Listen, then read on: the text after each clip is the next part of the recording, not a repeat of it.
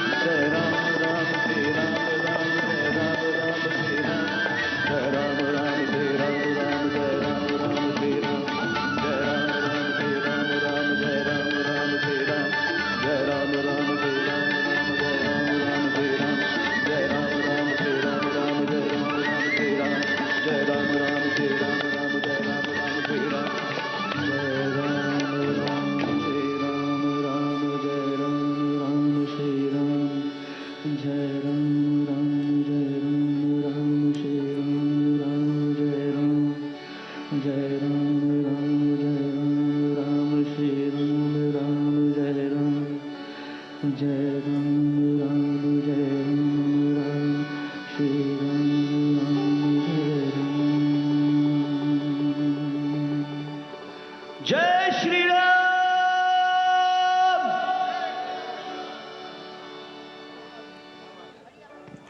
Jai Shri Ram.